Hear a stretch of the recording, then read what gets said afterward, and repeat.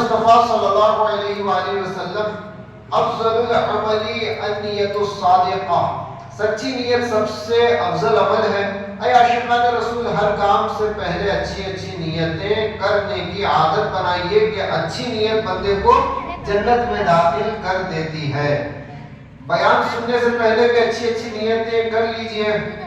مثلا نیت کیجئے علم سیکھنے کے لیے پورا بیان سنوں گا، باادب بیٹھوں گا، دوران بیان سستی سے بچوں گا، اپنی اصلاح کے لیے بیان سنوں گا، جو سنوں گا دوسروں تک پہنچانے کی کوشش کروں گا۔ صلو علی الحبیب صلی اللہ علی محمد صلی اللہ علیہ وسلم۔ پیارے اسلامی بھائیوں، آج ہم انشاءاللہ الکریم اہل بیت اطہار، پیارے آقا مکی مدنی مصطفیٰ صلی اللہ علیہ وسلم کی پیاری اولاد پاک کا ذکر خیر سنیں گے۔ آئیے حصول برکت اور ہدایت کے لیے پہلے دو قرآنی آیات اور ان کی وضاحت سنتے ہیں۔ پہلی آیت کریمہ پارہ 22 سورہ احزاب آیت نمبر 33 میں اللہ پاک ارشاد فرماتا ہے: انما یرید اللہ لیذہب عنکم الرجس اہل البیت ویطہرکم تطہیرا۔ ترجمہ کنز العرفان: اے نبی کے گھر والوں، اللہ تو یہی چاہتا ہے کہ تم سے ہر ناپاکی دور فرما دے اور تمہیں پاک کر کے خوب صاف ستھرا کر دے۔ یہ بڑی مشہور آیت کریمہ ہے، اسے آیت تطہیر کہتے ہیں، یعنی وہ آیت کریمہ جس میں اہل بیت اطہار کی پاکی کا بیان ہوا ہے۔ اسی آیت کی طرف اشارہ کر کے اعلیٰ حضرت کے بھائی جان مولانا حسن رضا خان رحمۃ اللہ علیہما فرماتے ہیں: ان کی پاکی کا خدائے پاک کرتا ہے بیان، آیہ تطہیر سے ظاہر ہے شان اہل بیت۔ پیارے اسلامی بھائیوں، اس آیت کریمہ کے متعلق دو باتیں ذہن میں بٹھا لیجئے۔ قرآن کریم کے سیاق و سباق یعنی اگلی پچھلی آیتوں میں اہل بیت سے مراد پیارے آقا صلی اللہ علیہ وآلہ وسلم کی ازواج پاک ہیں۔ اس جگہ انہی سے خطاب ہے، انہی کو پردے کا حکم دیا جا رہا ہے، لہذا قرآن کی روشنی میں اس آیت میں اہل بیت سے مراد محبوب صلی اللہ علیہ وآلہ وسلم کی ازواج ہیں۔ ازواج بولے تو حضور کی پاک بیویاں۔ دوسرا، پیارے آقا مکی مدنی مصطفیٰ صلی اللہ علیہ وآلہ وسلم نے سیدہ فاطمہ، حضرت علی المرتضیٰ، حضرت امام حسن اور امام حسین رضی اللہ عنہم اور دیگر اولاد پاک کو بھی اس میں شامل فرمایا ہے، لہذا حدیث شریف کی روشنی میں اس فضیلت میں اولاد پاک بھی شامل ہیں۔ دوسری آیت کریمہ پارہ 25 سورہ شعراء آیت نمبر 23 میں ارشاد ہوا: قُلْ لَا أَسْأَلُكُمْ عَلَيْهِ أَجْرًا إِلَّا الْمَوَدَّةَ فِي الْقُرْبَى۔ ترجمہ کنز العرفان: تم فرماؤ میں اس پر تم سے کوئی معاوضہ طلب نہیں کرتا مگر قرابت کی محبت۔ علامہ بغوی رحمۃ اللہ علیہ لکھتے ہیں اس آیت کریمہ کا ایک معنی یہ ہے کہ اے محبوب صلی اللہ علیہ وسلم، آپ فرما دیجئے: اے لوگوں، میں تمہیں دین سکھاتا ہوں، تمہاری دنیا و آخرت کی بھلائیاں تم تک پہنچاتا ہوں، اس پر میں تم سے کسی قسم کا کوئی اجر، کوئی بدلہ نہیں چاہتا، البتہ میں تمہیں قرابت داری کی محبت کی نصیحت کرتا ہوں۔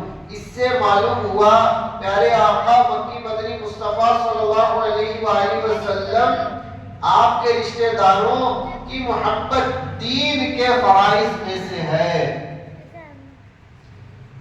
قلب میں عشق آل رکھا ہے، خوب اس کو سنبھال رکھا ہے، جو بھی دیکھے بنے وہ دیوانہ، ان میں ایسا جمال رکھا ہے۔ امام حافظ محب الدین طبری رحمۃ اللہ علیہ 7ویں صدی ہجری کے بزرگ ہیں، بہت علمی شخصیت تھے، علم حدیث میں آپ کا بہت بڑا مقام ہے۔ آپ نے ایک روایت ذکر کی، لکھتے ہیں ایک مرتبہ حضرت امام حسن مجتبی رضی اللہ عنہ کی طبیعت مبارک ناساز ہو گئی، یعنی آپ بیمار ہو گئے۔ اس سلسلے میں مسلمانوں کے دوسرے خلیفہ حضرت عمر فاروق رضی اللہ عنہ نے حضرت زبیر بن عوام رضی اللہ عنہ سے کہا آئیے امام حسن مجتبی رضی اللہ عنہ کی عیادت کے لیے چلتے ہیں۔ حضرت زبیر بن عوام رضی اللہ عنہ بھی صحابی رسول ہیں اور سارے صحابہ ہی الحمدللہ نیکیوں کے حریص تھے۔ البتہ اس وقت شاید کوئی مصروفیت وغیرہ ہوگی، لہذا حضرت زبیر بن عوام رضی اللہ عنہ نے ساتھ چلنے سے انکار کیا۔ حضرت عمر رضی اللہ عنہ نے انہیں ترغیب دلاتے ہوئے فرمایا اے زبیر، کیا آپ نہیں جانتے کہ بنو ہاشم کی عیادت کے لیے جانا سنت اور ان کی زیارت کرنا نفل عبادت ہے۔ سبحان اللہ۔ اس زبان سے ہو بیان عز و شان اہل بیت، مدح گوئے مصطفیٰ ہے مدح خوان اہل بیت۔ اس شعر کی وضاحت سن لیجئے۔ ہم غلاموں کے بس کی بات نہیں کہ ہم اہل بیت اطہار رضی اللہ عنہم کے فضائل و برکات بیان کریں، ان کے فضائل تو ان کا رب کریم بیان فرما رہا ہے۔ سبحان اللہ۔ پیارے اسلامی بھائیوں، اہل بیت پاک کی کیسی نرالی شان ہے، ان کی صرف زیارت کر لینا ہی نفل عبادت ہے، نفل عبادت کے برابر ہے۔ الحمدللہ، اللہ پاک ہمیں توفیق بخشے۔ اللہ پاک کے فضل سے سادات کرام تقریباً دنیا بھر میں موجود ہیں، یہ بھی ان کی خصوصی شان ہے۔ یزید پلید نے سادات کرام کو دنیا سے مٹانے کی ناپاک کوشش کی، مگر وہ خود مٹ گیا۔ الحمدللہ، امام حسین کی اولاد پاک اب بھی دنیا بھر میں موجود ہیں۔ قتل حسین اصل میں مرگ یزید ہے، اسلام زندہ ہوتا ہے ہر کربلا کے بعد۔ خیر، سادات کرام الحمدللہ دنیا بھر میں ہیں، ہمیں چاہیے کہ ان کی زیارت کا شرف حاصل کیا کریں۔ اگر سید صاحب بیمار ہو جائیں تو ان کی زیارت کے لیے بھی جائیں، اور اس کے علاوہ بھی وقتاً فوقتاً ان کی زیارت کے لیے حاضر ہوتے رہنا چاہیے۔ اللہ پاک کے آخری نبی محمد عربی صلی اللہ علیہ وآلہ وسلم کے پیارے چچا جان حضرت عباس رضی اللہ عنہ چونکہ اہل بیت سے تھے، اس لیے وہ بارگاہ رسالت میں حاضر ہوتے تو مسلمانوں کے پہلے خلیفہ حضرت ابو بکر صدیق رضی اللہ عنہ بطور احترام آپ کے لیے اپنی جگہ چھوڑ کر کھڑے ہو جاتے تھے۔ روایات میں ہے اگر ایسا ہو جاتا کہ پیارے آقا صلی اللہ علیہ وسلم کے پیارے چچا حضرت عباس رضی اللہ عنہ کہیں پیدل جا رہے ہوتے اور حضرت فاروق اعظم رضی اللہ عنہ یا حضرت عثمان غنی رضی اللہ عنہ سواری پر ان کے پاس سے گزرتے تو ان کی تعظیم کے لیے سواری سے اتر جایا کرتے تھے۔ جب حضرت عباس رضی اللہ عنہ گزر جاتے تو دوبارہ سوار ہو جاتے تھے۔